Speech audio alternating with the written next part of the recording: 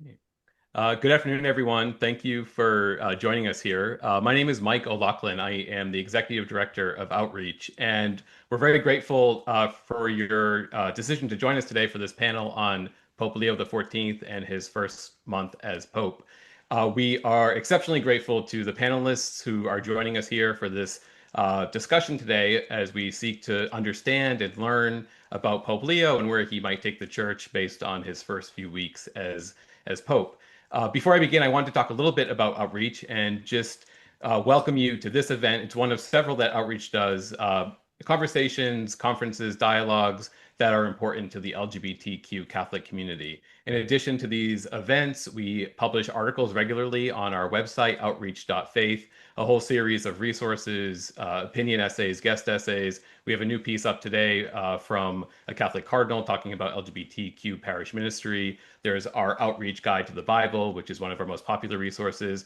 If you are coming into this unfamiliar with Outreach, I'd encourage you to head over to the website and check out some of our resources there today. There's a big team effort to bring you this. As you probably know, Outreach is part of America Media, the Jesuit media ministry, and our colleagues at America helped bring this event to fruition, particularly Jackson Goodman, Alessandra Rose, and Jack Consoli, who have helped out with various portions of planning this dialogue today. So thank you for being here. As I mentioned, this is a panel looking at the first month of Pope Leo's papacy, and we have four great panelists who are joining us here today. I want to introduce each of them, and then we'll start the conversation off with several questions from me about the election of Pope Leo, what we've learned about him during his first few weeks in office, and then we'll have a chance to get to some audience questions, which you can put into the chat. We'll get to as many as we can toward the end of the conversation. So let me begin by introducing the four panelists. We have Kim Daniels, who is the director of the Initiative on Catholic Social Thought and Public Life at Georgetown University. Kim is a member of the Vatican Dicastery for Communication, and from 2021 to 2024, she served the Synod on Synodality as an expert participant, as a member of the Synod Communications Commission, and as the coordinator of one of the 10 major Synod study groups, which focused on the Church's mission in the digital environment. Next up, we have James Longman, who is the chief international correspondent for ABC News. Based in London, James' work takes him all over the world, to date more than 60 countries and counting. He's covered some of the most important international events of our time, including the election of Pope Leo. James is also the author of the new book, The Inherited Mind, A Story of Family, Hope, and the Genetics of Mental Illness. Next up, Father James Martin, a Jesuit priest, editor-at-large at America, and the founder of Outreach. Father Jim was a delegate to the Synod on Synodality, and he is a member of the Vatican Dicastery for Communication.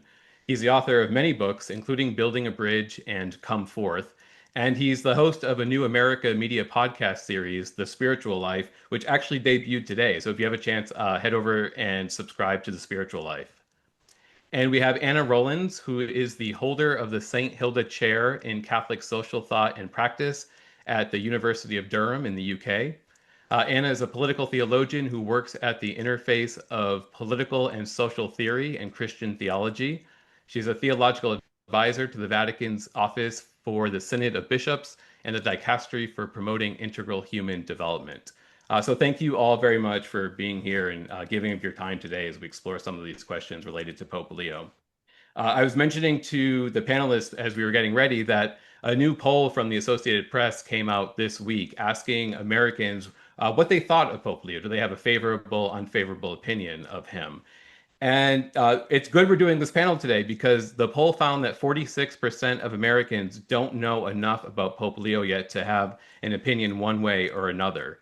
There is some good news in the poll. 65% of Catholic adults in the United States have a favorable or very favorable opinion of the Pope. But even among Catholics, 3 in 10 Catholics don't know enough yet about Pope Leo. So hopefully we can shed some light on the early stages of the Pope Leo papacy and help folks make up their mind of what they think about Pope Leo. And maybe even more importantly, give some insight into where he might lead the church over the years to come. So I want to begin with a question to the entire panel, and we'll start with Kim because that's what I see at the top of my screen here. But this question will be for everyone. If each of you could just describe what you were doing in Rome during the conclave and what your initial reaction was to Pope Leo stepping out on the balcony. Kim, we'll start with you. Sure. Thanks, Mike, and thanks for having me here. I was there in Rome to offer commentary for various media outlets on the conclave, and I got there the Friday before it began. I first want to note a few things about our time there together. The first was that our Catholic faith really did mark what we were doing, right? I was really honored to be able to attend the last mass of the formal mourning period for Pope Francis on Sunday. And for me personally, it really was a moment of closure for our mourning for the Holy Father, Pope Francis, and looking forward. And so I really just noted that in my own personal reflection on what that week was like. And secondly, it really did have a sense of our church as this global community of people from around the world, bound together by our baptism and our faith. And as a practical matter, of course, how that played out, I was saying earlier, was a lot of coffee and meals and drinks with people, friends of mine, including some here on our call today. And we talked about the hopes and concerns of the cardinal electors who were gathered, what they might be looking for as they prepared to identify or to enter the conclave, and also discussing what kind of qualities people might have, who would be able to respond well to those hopes and concerns. So that's what the week felt like to me. It was all in preparation for giving people around the world a sense of what was going on. And I think I'm so grateful to journalists, to the media for offering that kind of coverage to this, because I think there really was a widespread interest in what was going on in the church, and they were able to provide a window into what was happening.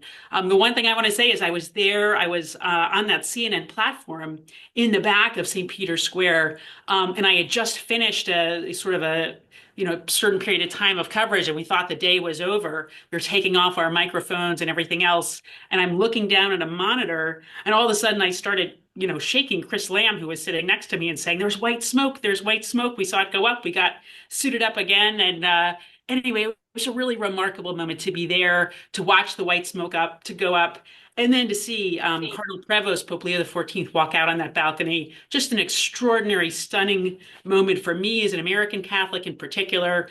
I really just thought it was an incredible moment for me personally, and I think for our church globally. Great, thanks, Kim. Anna, we can jump over to you. What was it like leading up to the election, and then what was your initial reaction? Sure.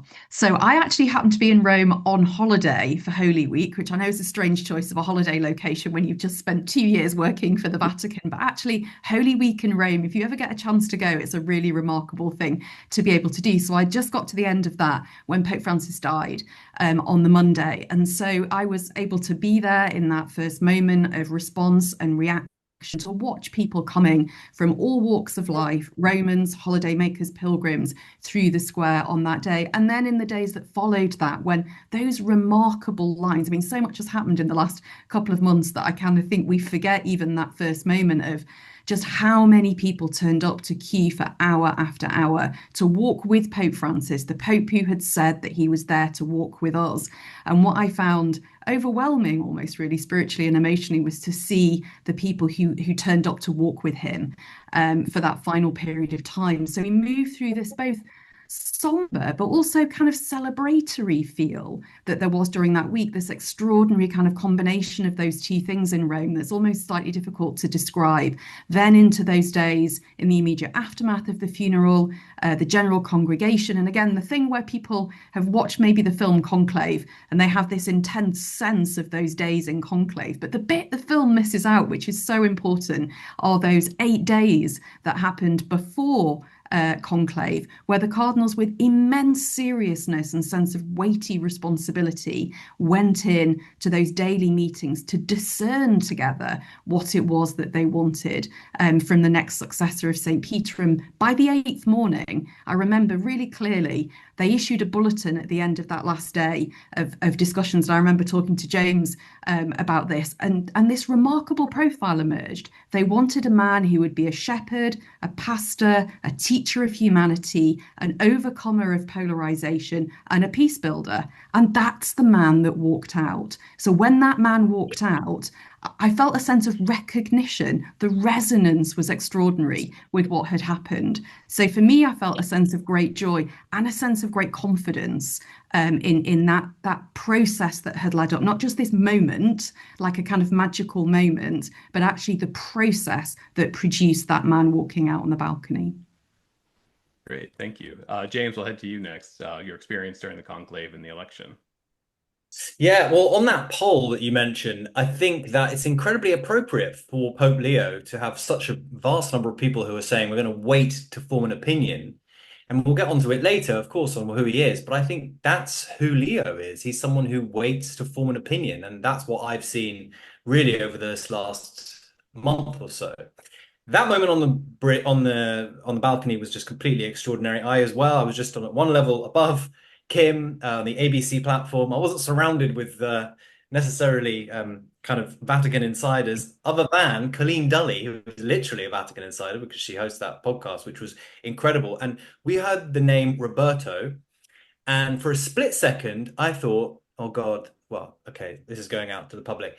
Robert Sarah has just been made Pope." And I just thought, oh my God, we're about to have the first black pope, but what direction is this church going to go in after all I'd read about him? And by the way, when you're covering the papacy and you're covering the election of a new pope, each correspondent is given kind of profiles on the cardinals all of the cardinals, because we just don't know who's going to get chosen. And so I had been reading a lot about Robert Sarah, and so in that moment I had a few sort of slightly breathlessly trying to figure out what I was going to say. And then it was Colleen who recognized through the Latin that actually it wasn't him, it was another Robert, and it was Provost. And I think that disbelief really was my first response.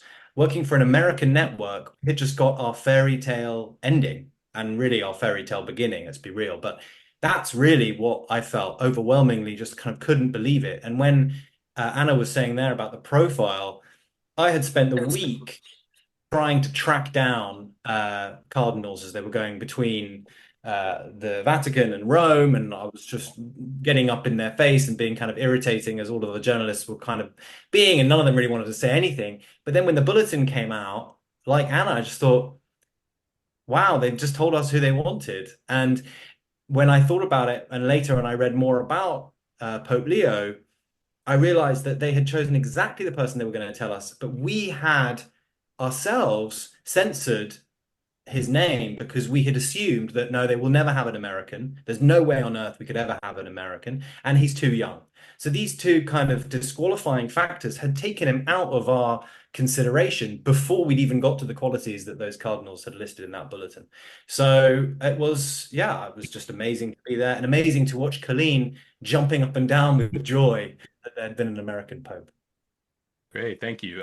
Colleen Dully, our colleague at America, who hosts Inside the Vatican podcast. If you're interested in learning even more about Pope Leo, you can certainly subscribe to that podcast as well. So, Father Jim, what was it like being there, helping ABC cover, helping America and Outreach cover? What was your experience like? Yeah, it was extraordinary. And as you say, I was there at the invitation of ABC News. I work with James very closely, which was wonderful, and also for America Media and Outreach. I see it as it was also great being with everyone on this call and having lunch or dinner with you at different points. Um, I see it as sort of three movements. The first movement was the funeral, which I found very sad. Certainly the stress of just getting over there, but the sadness of saying goodbye to someone who, I mean, I got to know over the years. To see him in the casket, to see that sort of very active mind and body stilled, was quite surprising for me. I mean, I'd seen people who were dead, of course, but to see someone who was so vital and so vibrant stilled was really striking. And then, as everyone was saying, those in between days, the interregnum, I found fascinating, exciting. There were rumors going everywhere, and most of them not true. So it was hard not to kind of, be, up and down throughout the week. But, really following the coverage of that. And interestingly, there were a lot of cardinals who felt fine talking to the press and sharing their hopes and their dreams for, the next pope.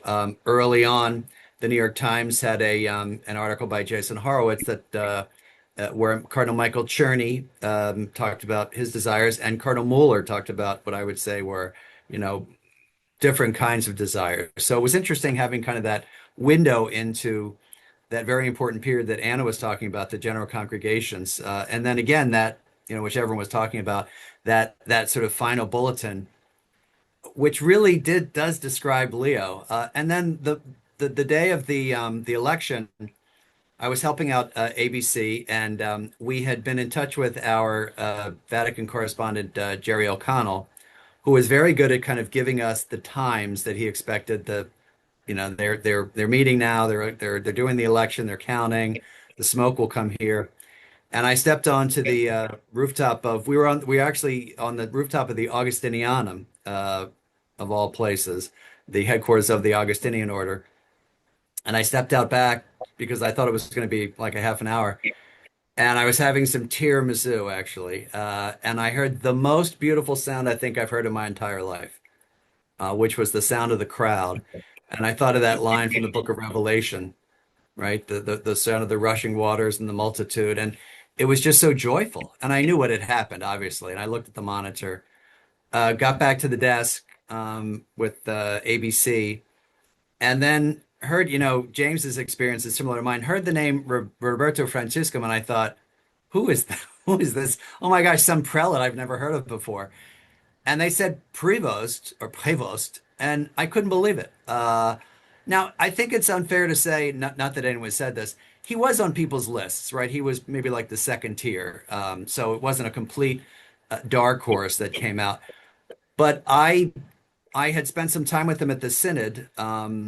I told people afterwards that he was at my table, and someone said, no, you were at his table, Jim. So I knew him to be a really wonderful person, and open and listening and smart and reserved and humble. And I just thought, what a perfect choice. I couldn't believe it. So I really felt the activity of the Holy Spirit. And I think the Holy Spirit really did the job that the Holy Spirit's supposed to do. So I was very moved, and I'll share this. I mean, you know, I was so kind of grateful that after the broadcast ended, I just cried on the set because it was just such a relief, and just something that was, you know, an occasion for great gratitude. So those are the three movements for me: kind of sadness, excitement, and then gratitude. Great, thank you. Yes, speaking of lists, Outreach, we had a list that went up shortly before the election, and looking at where some of the cardinals stood on different issues, including LGBT issues. Cardinal Prevost was on our list, but that's only because our friend and colleague Chris White, who is the Vatican reporter for National Catholic Reporter, encouraged me to put him on that list. So I'm glad I listened to Chris. And Chris has a book coming out about Pope Leo this week, actually, where there'll be even more insights.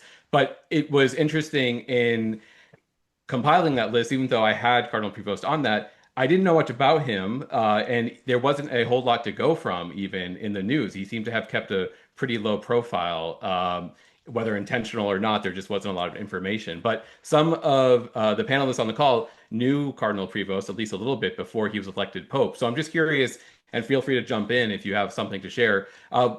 Who was Cardinal Prevost? How did you know him? What were his qualities as a cardinal that maybe other cardinals saw that made them think he'd be a good pope?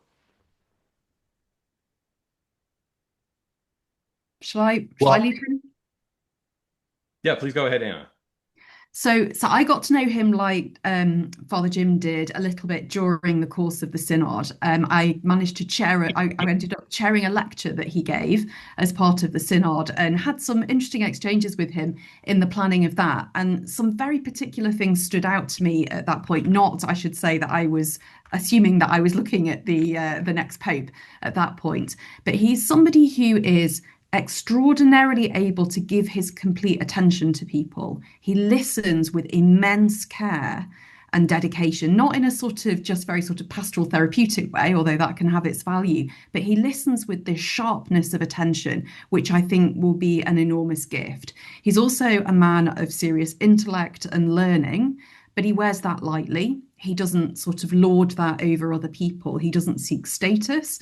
He's somebody who, in some ways, can appear quite reticent and kind of sits back a little bit, which is why I think he wasn't always immediately noticed. He wasn't somebody who pushes himself forward. And I think that that, in fact, is one of the qualities the Cardinals picked up on, is the fact that precisely he isn't somebody who pushes himself forward. He stands back to allow others to shine. He's also somebody of huge energy.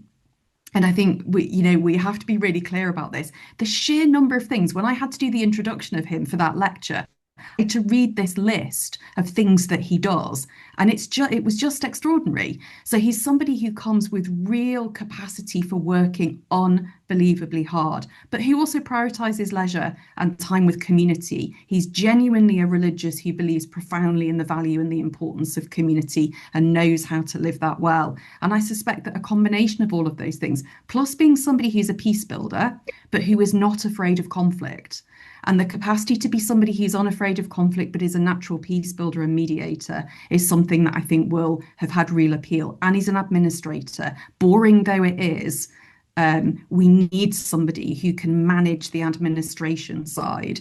And I think that he has real capacity to do that. He will have faults and failings, I'm sure, like anybody else. And he's one human being. But I think those are things that stood out to me. And I think that they're things that will have stood out to his fellow cardinals, as well as being a missionary and the other obvious things.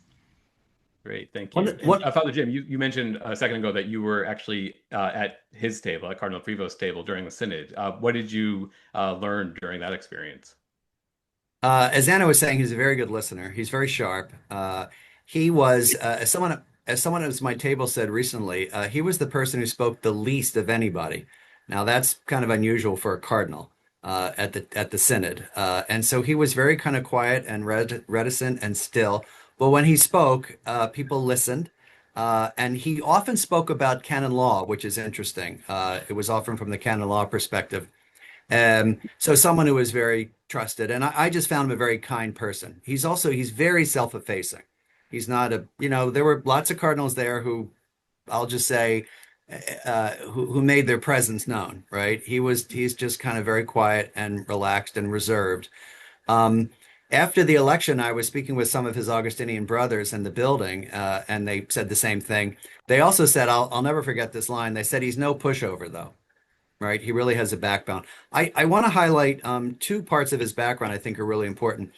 He was the elected prior general of the Augustinians twice.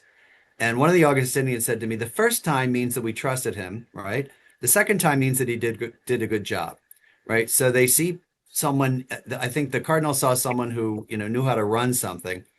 Also, we all know about his background in Peru and with the poor, his kind of the affinity that the Latin Americans had for him.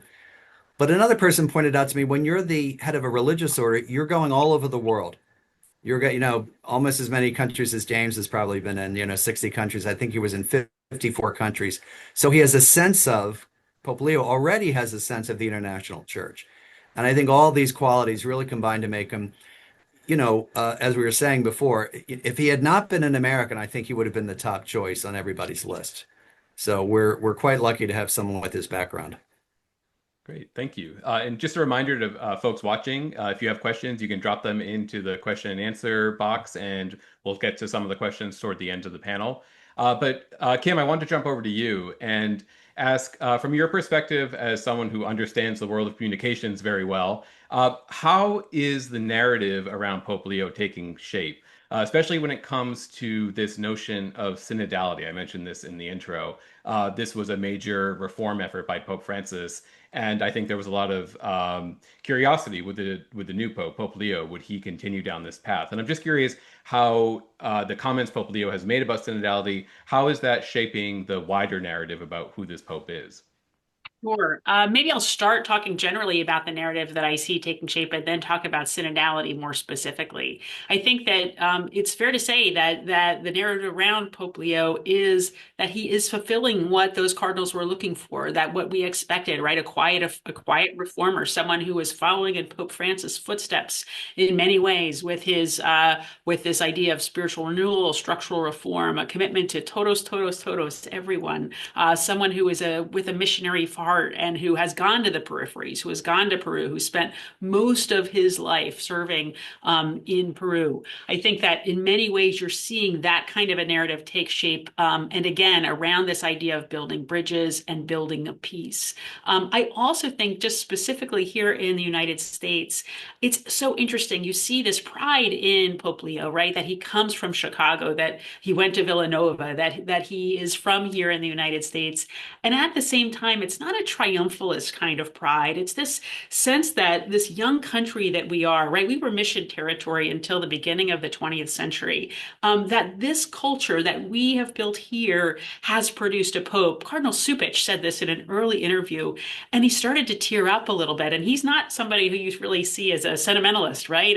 And he was tearing up on one of these interviews. My priest, the pastor of our parish, we had a big retirement dinner for our longtime principal, who was a wonderful woman. He is also someone who is not very sentimental or given to tears. And he said, talking about this culture that we live in of fish fries during Lent and, parish schools and CYO sports and all the rest.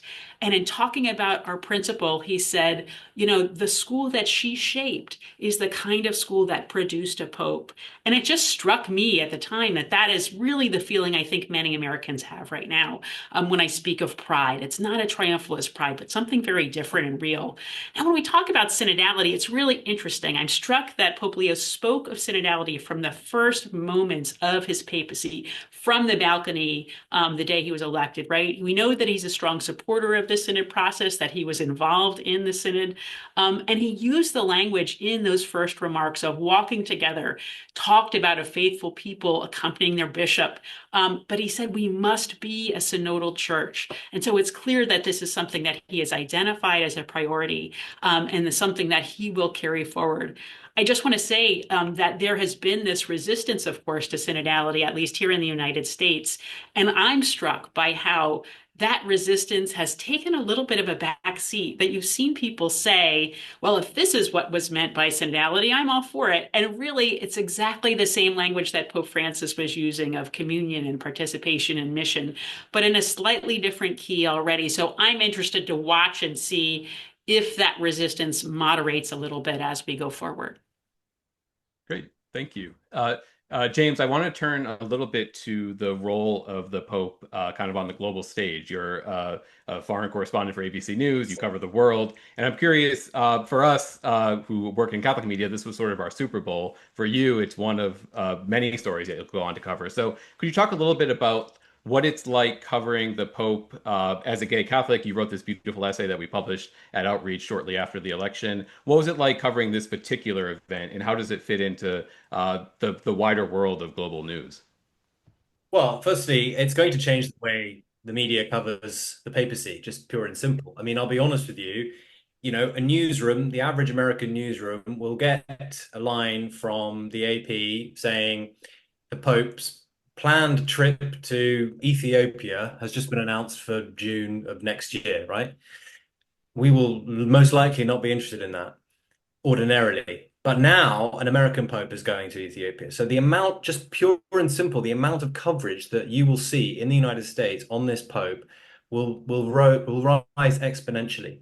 He also understands the power of language. One of the very, very simple reasons that was given for his election at the time, and correct me if I'm wrong, but it was in those smaller groups where I'm sure, much like Jim experienced during his meeting with him, he took a back seat, but his ability to explain himself very, very clearly in English has a power, whether you like it or not. I mean, popes have come and gone, and some of them have spoken English and some haven't so well. Francis's English wasn't wonderful. We now have a pope for whom English is the first language. So I think it has completely changed, and it will continue to completely change. You're likely to see more networks deploy permanent Vatican correspondents as a result of this, deploy more resources to the Vatican. I'm struck that if Francis was an activist, I would say that Leo is a diplomat. He is not someone who holds back from what he thinks about things necessarily, but he phrases it in a way which is considered and is not unlikely to upset one party or another. I mean, popes have always been diplomats. I mean, John Paul was a massive diplomat, went out into the world to try, to broker peace between Chile and Argentina, for example. I mean, Francis, of course, as well, saw himself as a diplomat in that way. But I mean, if you take Ukraine, Russia, for example, Leo has already phoned Vladimir Putin. That's not something that Francis did at all in his entire papacy. Now, the rights and wrongs of that conflict are very plain for all of us to see. But clearly, the way any war finishes is through dialogue. It's not attaching blame to one party or another. And there's something about Leo and his fundamental understanding of that. Israel-Palestine is obviously, we're all watching what's going on in the Middle East at the moment. Again, I'm sure, well, I'm not sure, I have no real idea, but I imagine that Leo feels compelled to speak out, and we've seen him already speak out for the most vulnerable in the world, for those who are suffering in war, especially children. He's already spoken out multiple times about Gaza. But somehow, because he's cast himself already as a diplomat, it's almost like his words carry more weight. He's reminding us that these are fundamental human principles which are not necessarily attached to political opinions. So, if you take, for instance, he was talking recently, I think maybe it was last week or the week before, and he was criticizing he was being reported to have criticized nationalist politics around the world, right? A politics of exclusion, which he said was not the way forward. I think he said, I've actually got the quote, I wrote it down. Open borders, break down walls, dispel hatred. Now, a lot of this was cast as this idea that perhaps he'd sided, this is anti-Trump, all this sort of stuff. I think he's reminding us that there are fundamental human principles. Whatever the politics has done to move around the spectrum, these principles have not moved. And there's something about his words which I think is going to strike a chord with people and allow him to be perhaps an alternate voice of diplomacy in the world where, let's be frank, the United States has withdrawn on a political level. The White House has made no secret of the fact that it doesn't feel that it wants to take part in world affairs in the same way, at least not as a mediator. Let them fight it out, I think Trump said just yesterday on Air Force One. So I think it's probably also the case that we wouldn't have had a Leo without a Trump.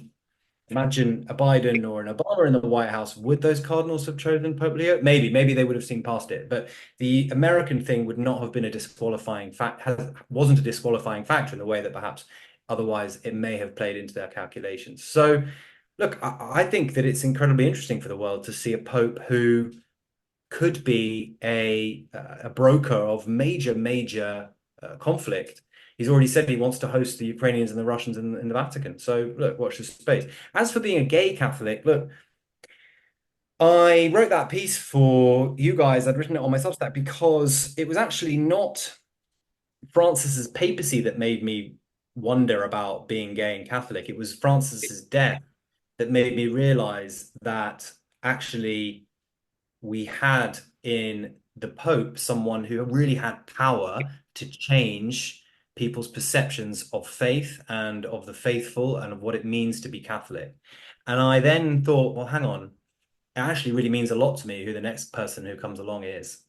And with Leo, it feels to me like we've got someone who, like Francis, believed first and foremost in not judging and trying to make the church as open as possible. And his own beliefs on this, by the way, it seems to me have changed. I mean, if I Googled a little bit about what Prevost had to say about homosexuality over the years, and there's a phrase that is used in Catholic circles, which is quite upsetting to those of us who aren't necessarily, watching day to day, which I've written it down here as well, disordered sexual practices. And it just feels exclusionary, that kind of language. But then apparently he's what he's called a development in the sense of the need for the church to be welcome and open. And so he sounds like he's been on a little bit of a journey and has not been afraid to explain himself when it comes to that. So yeah, on the Pope in the world, I think it's fascinating where he's taking his papacy. He's leading from the front, not with judgment, which we see from so many leaders around the world, but with openness. And he, being the pontifex he said he wanted to be. I mean, that was the whole point. So yeah, there's a lot to think about when it comes to this global the office of the papacy, which has always been this focus of global attention, which I think under Pope Leo now will have some real heft behind it as well, rather than just um, statements that are designed perhaps to shock. Great. Thank you, James. Yeah, and I encourage folks to head over to Outreach and check out James's essay. It's a beautiful reflection. I'm going to switch up the question order a little bit since we're on this topic and go to you next, Father Jim, and just ask about Pope Leo and LGBT issues. He hasn't said much since he's been elected Pope. In the days after he was elected, there were some reports about some older comments he made when he was a bishop, and then Outreach helped report on kind of updated comments he made after he was made a cardinal. But overall, there hasn't been too much explicitly about LGBTQ issues in the church. But what have you heard? What are you reading? What are people saying? Like, where is this Pope on these issues? Well, as James was saying, in 2012, he made some comments about disordered affections and also the homosexual lifestyle. But then in 2023, he was asked by Catholic News Service, you can find this online, and I think I posted on my Instagram feed, the same questions, and he talked instead about inclusion and welcome. So I think that marks, as James was saying, a significant change. And, everybody in the church, I think, was at a different place in 2012. This is before Pope Francis, and Pope Francis has changed things. Uh, Leo, as Cardinal Prevost, was very close to Pope Francis. He undoubtedly saw what Francis was trying to do in his outreach over his 12 years to LGBTQ people. We have to remember how far we've come just in the last 12 years. Francis was the first pope to use the word gay. He met with transgender people toward the end of his papacy regularly. He told parents that they shouldn't, kick out their kids. They should welcome their kids. He wrote letters of welcome to outreach to our conferences. So this is someone who worked closely with Pope Francis. By the same token, he's not Francis Jr., right? I think it's not surprising that he wouldn't say anything about LGBTQ people. Also interesting to see things that he didn't say. I had a lot of LGBTQ Catholics contact me after the Pope talked about the beauty of marriage between a man and a woman, which of course is beautiful. But that comment was not accompanied by any sort of condemnation of same-sex marriages. That for me, that was pretty important. Also, as we've been talking about, he is a student of synodality, and synodality means listening and accompanying, and trying to understand people where they are, and so that undoubtedly means trying to accompany LGBTQ people. So I think it's too early to say, but I'm very hopeful. And again, this is someone who is smart. He's run a religious order. He's been all over the world. He studied under Francis in a sense. So I'm very hopeful actually. But I would also want to say to any LGBTQ people who are disappointed, I would not expect him to say anything about LGBTQ issues right off the bat. Certainly not in the first month. And even if I were advising him, which I'm not, I would say it's probably best to sort of let things kind of calm down a bit. But I am very hopeful. And I think we have really the best person that we could have possibly gotten in this job. Great, thank you. Yeah, and I think that's an important point in being patient. I wrote a piece for the Washington Post a couple of weeks ago. It's hard to remember now, but it was actually several months before we knew where Pope Francis would be on LGBT issues. It feels like he's always been this advocate for the LGBT Catholic community, but for many months we didn't know where he would be. His own comments before he was elected Pope troubled some LGBT people, and ultimately things took a different direction. So I think that need for patience is an important one. I wanted to return to this question of synodality. There's been a lot of curiosity about what synodality means to Pope Leo. Does it mean the same thing as it meant to Pope Francis? Synodality was mentioned in the Pope's inaugural remarks right after he was elected. But Anna, I'm curious if you can talk a little bit about what synodality might mean to Pope Leo and how it might or might not track with what Pope Francis started when he was Pope. Yeah, I mean, I think the first thing to say is that synodality played such a surprisingly significant role in the conversations at the general congregation from what we can work out. It became a kind of really important issue for people to work out whether or not they wanted, I think, to vote for one person over another. And in a sense, I think there were three positions that emerged in those days. One was a sort of, actually, we really need to move away from the synod and we're very uncomfortable with it for various reasons. A second grouping emerged that said, okay, we're okay with the sort of listening and pastoral side of the synod and the idea that we all need to be involved in mission and that needs to be everybody. But we're less keen on the idea that synodality involves questions of decision making and governance and reviewing those kind of things, so the more structural side of the synod. So we want sort of synod, but with an amended course. And then there was a third grouping who were the sort of Avanti group, who were, we move forward with this. And it's absolutely critical that the person who is the next successor of Peter, very carefully not thinking of it as just the successor of Francis, the next successor of Peter takes this forward in imaginative ways. Now, I think one of the reasons that Leo was chosen was because he was sort of a combination of the second and third groupings in productive ways. So he knew that there were people who still needed to be brought into the journey. He knew there were people who, in a sense, were on the margins or really could perhaps be converted into the process still. And he also wanted to take it forward with real momentum. So my own view is that, in a sense, he was a reconciler of the second and third groups, and that's partly why he is Pope.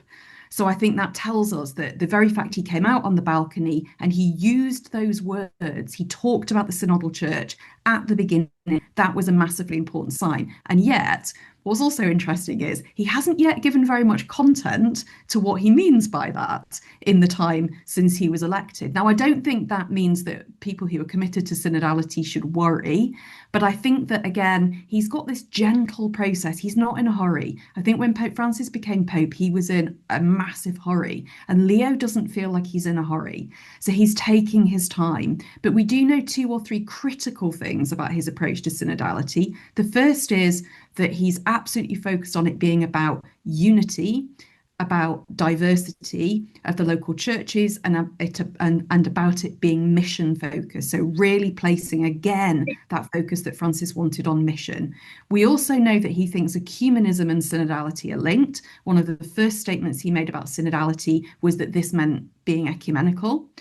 And the third thing that I think is massively important, and here Leo has already gone beyond Francis, is when he first met after he was elected with the cardinals on that, I think, Saturday morning, he got them to talk to each other. He didn't just talk at them, he made them talk to each other in a synodal fashion. And he told them, I will walk with you and I need you to walk with me. And all of the signs at that point were that he wants a synodal reform of the papacy itself. And I think that's almost the place that Francis couldn't quite go for various reasons. And I think Leo will bring synodality into the heart of the papacy itself. Great. Thank you so much. We are getting lots of great questions from folks watching the panel. A reminder that you can drop your questions into the question and answer box, and we'll try to get to as many as we can before we wrap up. But my last question for the full panel is, I'm curious your general thoughts on the first month of Pope Leo's papacy. Are there indications of what his pastoral priorities might be, what we might call his political priorities, of where he might lead the church? Sort of a catch-all question. It's only been a few weeks, and God willing, there'll be many years of the Leo papacy. But what do you think we can take away from these first few weeks about the priorities, whether pastoral or political, of Pope Leo? And Kim, we'll start with you and go around. Sure. I think that first of all, we could say that the continuity with Pope Francis is clear, right? He is explicitly committed to the path of the Universal Church in the wake of Vatican II, that Francis was carrying forward in Evangelii Gaudium, and he's talked very strongly about that. We know that there was this closeness between the two of them, that Francis met with the now Pope Leo every Saturday at the time, and that we know that the cardinals who elected Pope Leo saw him as in that tradition. And at the same time, we know that Pope Leo will bring distinct qualities to his papacy, right? That he brings a kind of experience in Rome and organizational and administrative capacity from his experience as the head of a religious order, from his experience within the Vatican bureaucracy. That will be interesting to watch going forward. In terms of his priorities, I would say a couple things. The first is that for the global church, you see, we have this American figure as Pope, but also someone with such a global perspective, right? Who has emigrated from the United States to Peru, who has himself a very diverse personal background, who can bridge the gap between North and South, I think, for the church in a way that is new and different and very important. In terms of global politics, I think a priority for him will be to create this very interesting dynamic with the Trump administration. And I think, James, you've talked about this a little bit already, but we have now an American Pope who has criticized the Trump-Vance immigration approach very strongly. I think this provides a counterweight to this kind of America First nationalism that we're seeing, and that he's able to speak as an American with a prophetic voice to these issues in a way perhaps that others might not have been. So I think those are important priorities going forward. I also just want to highlight some of the pastoral priorities. You know, Pope Leo obviously is the Pope of Catholic social teaching, harkening back to Pope Leo XIII. And I think it's important to emphasize that we will see, I believe, more and more of a focus on that. We've already seen it around migration, around a focus on the poor. I think that AI will be a particular focus. We can expect that just as Pope Leo mentioned, Pope Leo XIII was there at this sort of hinge moment between the responding to the Industrial Revolution. Pope Leo XIV has now mentioned that he sees himself as a hinge moment here at the digital revolution. And so I believe that in developing Catholic social teaching, you'll see some discussion of what that means in terms of the development of artificial intelligence for workers' rights, for justice, for ecological issues, for just a whole host of issues. So much to look forward to. We're beginning to see an outline of those priorities, and I'm very hopeful about the future with those. Great, thanks, Kim. We'll go to you next, James. What do you take away from the first few weeks of Leo's papacy? Well, look, I mean, he has been very bold in the way he's been able to speak about some of the issues facing the world. I mean, as Kim was just saying there, to criticize the Trump-Vance policies, but somehow able for that to be read not as a criticism of Trump necessarily, but holding true to a principle that he has, which is that the most vulnerable in our society should be cared for and protected. And in my work, I go around the world, and I think the defining theme of our age is inequality. It just is. It is a defining theme in our local community, in our whatever country we might be from, and on a global level as well. Inequality is only getting worse, and it is a driver for conflict, for economic meltdown, for all of the major issues we face in our world. At their root, in my view, in my work, this is what I feel like I've learned, is inequality. And this is a man who is uniquely placed to understand it, because he comes from the wealthiest country on earth, and yet he spent time living among the poorest. And so he really does have a position now to speak to that theme. And we talk about the social justice, and Kim said much of what I was thinking, which is this is a man who really cares about how people can make a better future for themselves and speak to the poorest in society to make sure they have opportunity.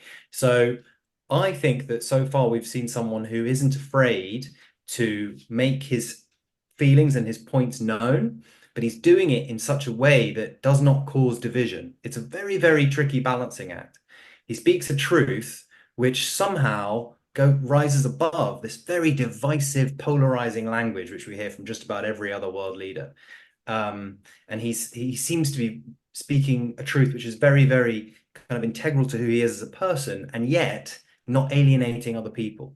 It's a skill which I think is quite extraordinary, actually.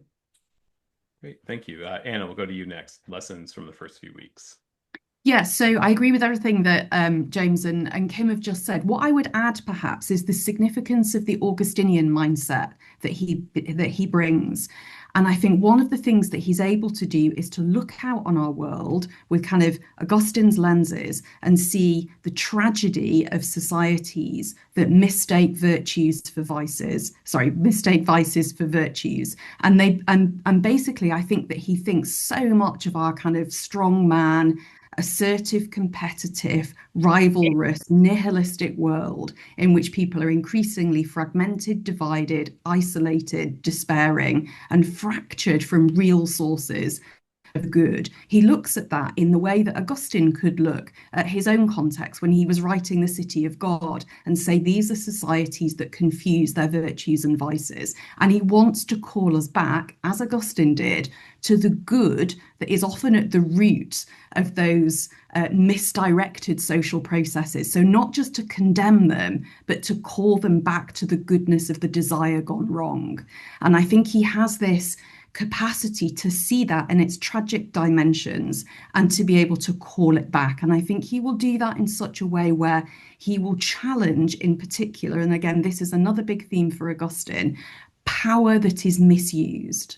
So the libido dominandi, this big theme for Augustine of power used over others rather than power used with others for the sake of protecting and generating and nurturing real goods. So I think we'll see that he will draw on that depth in the way that he shapes maybe his first social encyclical, the way that he views questions like AI, and the way that he engages with global conflicts, including the way that he will engage with characters like Vance and Trump. It's a very different Augustine that's going to emerge than the one that we saw J.D. Vance quoting. Great, thank you. And Father Jim. Oh, you're on, Father Jim, you're on mute, if you could.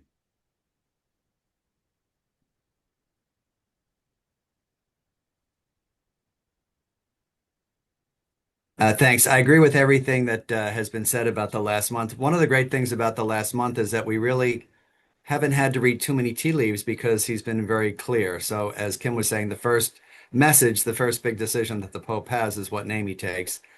And Leo the 14th is clearly, and he has said this, showing his affinity with Leo the 13th, the father of modern Catholic social teaching. He also said in his, I would say that the two sort of programmatic speeches, as it were, the first talk that he gave on the balcony, which is only a few paragraphs, and then his talk to the cardinals the next day. So in addition to choosing the name, he talked very clearly about continuing Pope Francis's legacy, that this is the way of Vatican II. We're going along the way that we've always been going along for the last 30 or 40 years.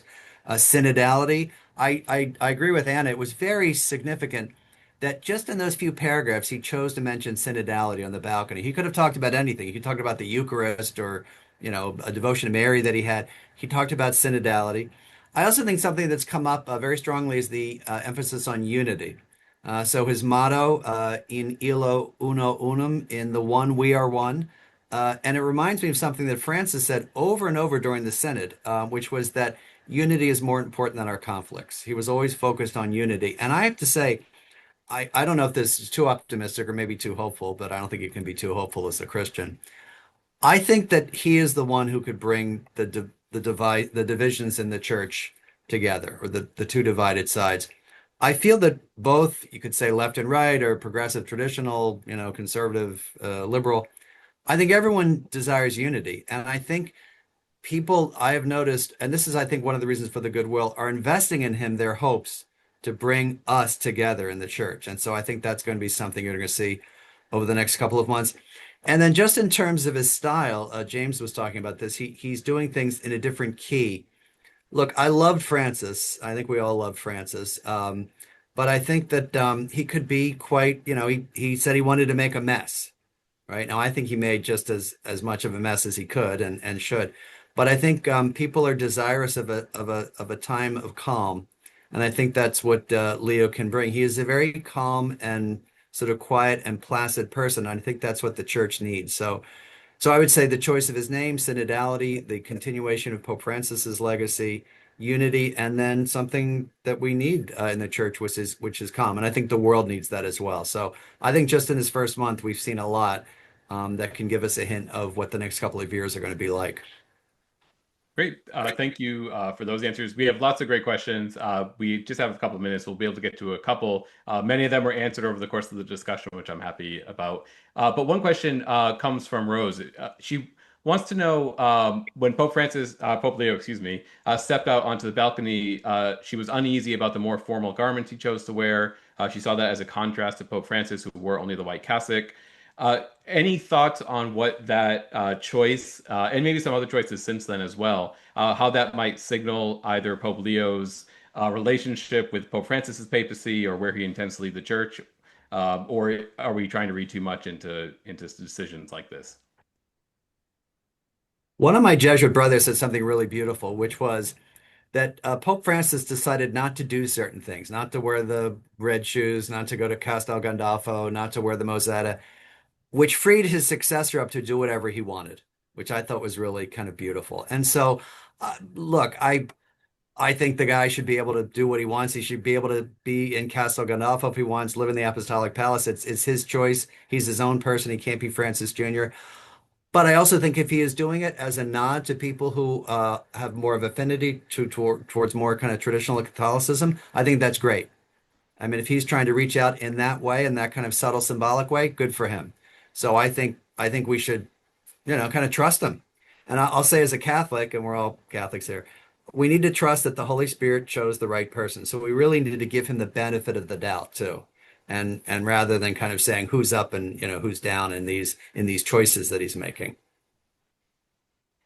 I mean, I'll just say quickly off the back of that, I think that one of the reasons perhaps that he did come out dressed as he did, I mean, I've talked about him coming out dressed like Benedict, sounding like Francis, which is a little glib, but is perhaps not totally far off the mark, is because I think he wanted to show from the beginning that he wanted to unify these threads, literally in the sort of the threads of his garment, if you like. He was weaving together the different papacies. And of course, that could be read in a number of different ways, but I do think it was his attempt to show physically this desire to unify. I also think that he has a different understanding of ego and how you negotiate ego in role. And I think he has this really strong sense, and you saw it in his sermon in the Sistine Chapel just after he was elected, that he has this sense that he's died to self in a new way in becoming Pope, and that this isn't the assertion of ego in what you wear. It's you wear this and this is part of your disappearance in a way, not in a kind of self-loathing way, but that there is this given upness of life that is being the Pope. You can't just go out for coffee and a walk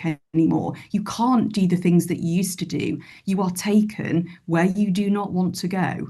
And I think somehow the submission of that, the self-emptying of it, is kind of important to him. And that's just a different way of negotiating that role than Francis. It's not better, it's not worse. It's just a kind of different way of thinking about the papacy and ego. There's a couple questions, one from Mary and one from Mary. I'll combine into one. Just quickly, if there was tension between Pope Francis and the U.S. hierarchy, I know it's more nuanced than that, but let's take that as part of the question. If there was tension there, what do we think the relationship between Pope Leo and the U.S. hierarchy might be? Maybe I'll jump in and take a first stab at that. I think that it's interesting to me to watch the reaction of the U.S. hierarchy to Pope Leo. It's been one of welcome. It's been one of joy.